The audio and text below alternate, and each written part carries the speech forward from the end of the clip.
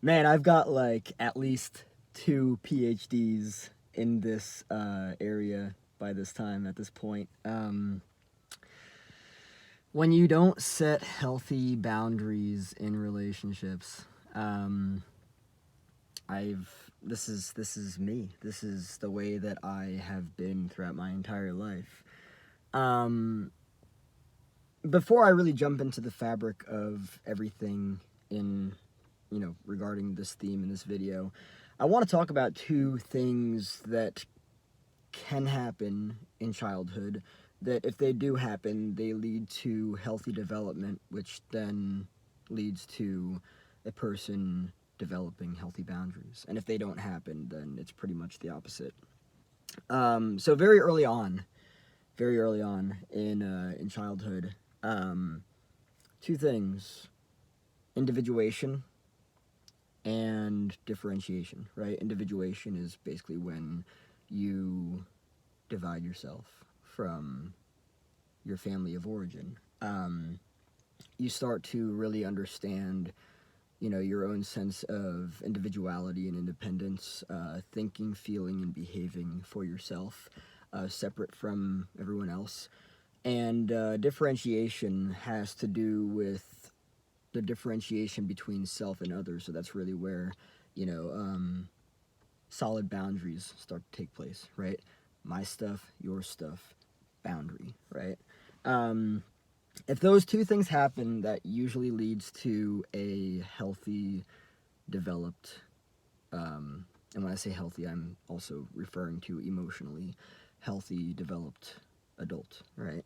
If those don't happen, a person is likely going to end up with poor interpersonal skills, and especially in the area which is what this video is about, boundaries, right? Especially in the area of boundaries. Um, Again, I have a lot of experience with not setting healthy boundaries in relationships, both platonic and romantic. We almost went Pluto on that shit. Plutonium. Both in the area of Doc from Back to the Future, right? Plutonium. Oh my god. Oh man. There were so many good movies growing up. There really were. The 80s and the 90s. I'm sure even before that too. Um, Plutonium. Just kidding. Platonic and romantic relationships. Mine have suffered tremendously because, or maybe I should just say I have suffered tremendously because a lack of healthy boundaries being, um, you know, inserted in my relationships. Um, so, what happens when you have a lack of healthy boundaries in your relationships? Well, I mean, let's look at it this way, right? A boundary is where you begin, where you end. And that, looking at the whole differentiation element of things, right? You also recognize where other people begin and where they end, what it is that you are responsible for and what it is that you're not responsible for. A key word here, and I'm really going to emphasize it, is responsibility, right? People that don't have healthy boundaries, especially based on what it is that they learned, things that traumatize them very early on in life, they have a tendency to be overly responsible for other people. Um, And I have been very overly responsible for other people in my life. Not going to talk about it really or get into the reasons as to why that unfolded, why that developed. But yeah, when you don't set healthy boundaries in your relationships, you tend to take on responsibility that is not yours to take on. You tend to find yourself in relationships with people that don't take responsibility, don't take accountability. They really don't know how to have structured, healthy relationships. And by the way, when I say this, I am not at all claiming myself as, like, I don't know, superior, like better than anybody else. No, I'm very well in the fucking dirt, learning how to crawl, learning how to walk, learning, not even starting to run yet, just like with everything else. learning the foundation. So people that don't have healthy boundaries, they tend to attract people that also don't have healthy boundaries, right? And so then that just ends up becoming a shit show because, well, I mean, let's look at it this way, right? People that don't have healthy boundaries are attracted to people that also don't have healthy boundaries. Why?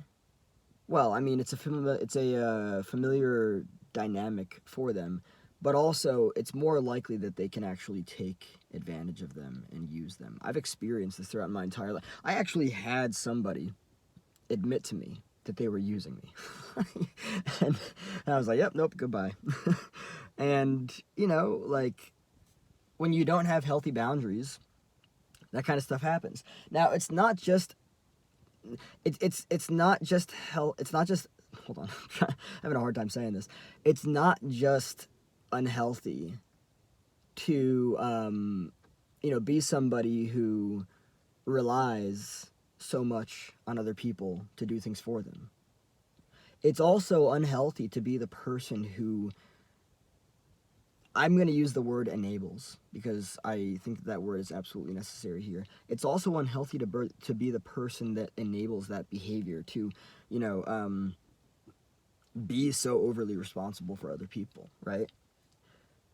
The amount of things that a person is actually not responsible for, that they think that they are responsible for, is fucking wild. And that's the fascinating thing, too. When two adults come together that have both individuated and differentiated, that is a healthy fucking relationship for a multitude of fucking reasons. And I don't think that it would really happen that an individuated and differentiated adult comes together with an adult that hasn't gone through that stuff and doesn't have healthy boundaries. I think the only setting for that would be like, a therapy setting. Healthy adults are attracted to healthy adults. Unhealthy adults are attracted to unhealthy adults. Depending on how unhealthy one of the people is, it's likely that the other person might just not stay, right? That's just the reality of it. But when you don't set healthy boundaries in your relationships, and I'm also going to look at the case that you really can't, like you're unable to, because you don't have that level of emotional maturity.